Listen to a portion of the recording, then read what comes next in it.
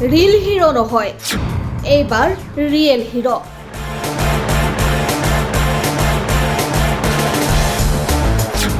নায়ক কেৱল সিনেমাতেই নহয়, বাস্তৱ জীৱনতো জন্ম লয়।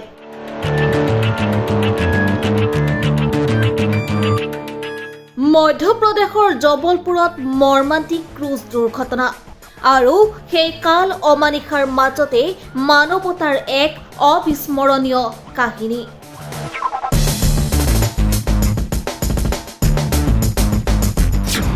নদীৰ বুকুত এটা আনন্দময় ভ্ৰমণ মুহূৰ্ততে পৰিণত হল মৃত্যু ভয় ভৰা দুঃস্বপ্নত।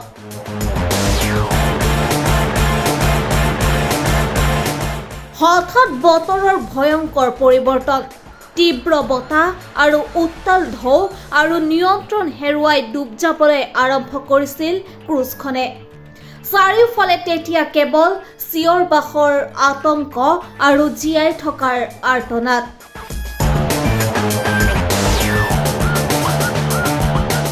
ঠিক সেই সময়তে যেতিয়া সকলোৱে নিজৰ প্ৰাণ বচাবলৈ ব্যস্ত, আগবাঢ়ি আহিল এজন সাধাৰণ শ্ৰমিক, নাম ৰমজান।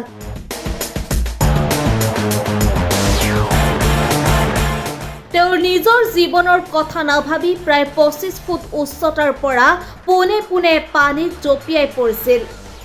মৃত্যুৰ সৈতে যুঁজ দি এটা এটাকৈ ডুবন্ত মানুহৰ কাষলৈ গৈ অক্লান্ত চেষ্টাৰে 4গৰাকী লোকক জীৱন দান কৰিলে ৰমজানে।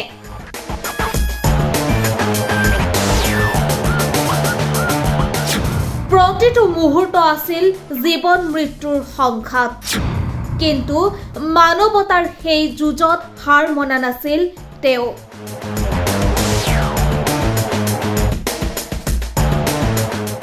এগৰাকী প্ৰত্যক্ষদৰ্শীয়ে চকু পানী টুকি কোৱা কথা, য'ত আমি কেৱল চিঞৰ বাখৰ কৰি আছিলো, তাতেই ৰমজানে অকলে যুঁজি আছিল সকলোৰে বাবে।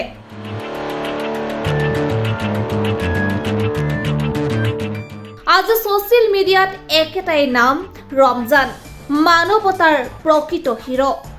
কোনোৱে তেওঁক কৈছে মানৱতাৰ দূত। এই ঘটনাই পুনৰ এবাৰ প্ৰমাণ কৰিলে নায়ক কেৱল চিনেমাতেই নহয়, বাস্তৱ জীৱনতো জন্ম লয় আৰু তেওঁলোক আমাৰ আশে পাশেই থাকে।